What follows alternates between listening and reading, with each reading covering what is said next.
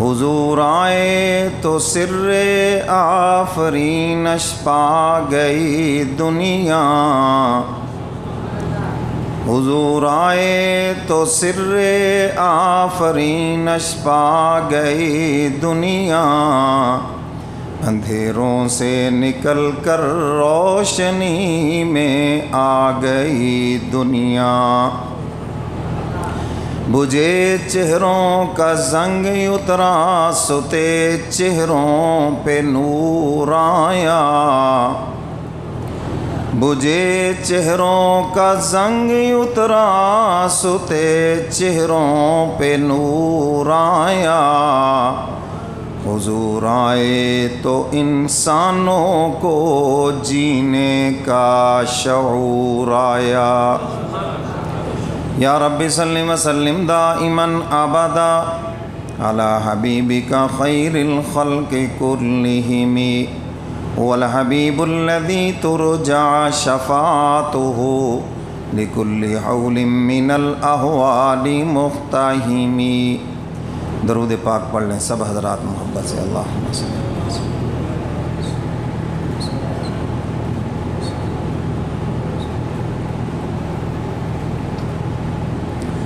میرے واجب الاحترام معزز حاضرین، یہ ماہ ربیع الاول ہے، بٹھاتا پڑھ کے اور اس مہینے کے اندر حضور علیہ الصلاۃ کی تشریف آوری، اس مناسبت سے حضور علیہ الصلاۃ کے اوصاف اور آپ کی شان خصوصیت کے ساتھ اس مہینے میں بیان ہوتی ہے، جبکہ آپ علیہ الصلاۃ کی محبت کا تقاضا یہ ہے کہ آپ کی شان تو سارا سال بیان ہونی چاہیے، آپ کے اخلاق اور آپ کا کردار اور آپ کی تعلیمات، اس کا تذکرہ تو سارا سال ہونا چاہیے۔ میرے محترم سامعین، حضور علیہ الصلاۃ کا تذکرہ اس وقت سے شروع ہے جب ابھی تک کائنات بھی نہیں بنی تھی، زمین و آسماں کچھ بھی نہیں، اور حضور علیہ السلام کا ذکر مبارک اس وقت سے شروع ہے، اور یہ قیامت تک رہے گا، اور حشر کے میدان میں بھی حضور کی عظمت و نبوت کا ڈنکا بجے گا۔ انبیاء میں حضور علیہ السلام کو یہ خصوصیت حاصل ہے کہ ان کو اللہ تعالیٰ سے مانگا گیا، آدم علیہ السلام تشریف لائے، نوح علیہ السلام تشریف لائے، عیسیٰ علیہ السلام تشریف لائے، کسی بھی نبی کو اللہ سے کسی نبی نے مانگا نہیں ہے۔ یہ خصوصیت میرے کملی والے پیغمبر کی ہے کہ حضور علیہ السلام کو آپ کے دادا حضرت ابراہیم علیہ السلام نے اللہ سے مانگا ہے، اور حضور خود فرماتے ہیں انا ثمرۃ دعوت ابراہیم، میں تو اپنے دادا ابراہیم کی دعاؤں کا نتیجہ ہوں۔ اور حضور علیہ السلام جب بھی تذکرہ فرماتے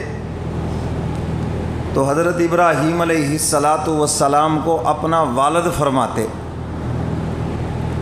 اور حضرت ابراہیم علیہ السلام کی جو اہلیہ ہے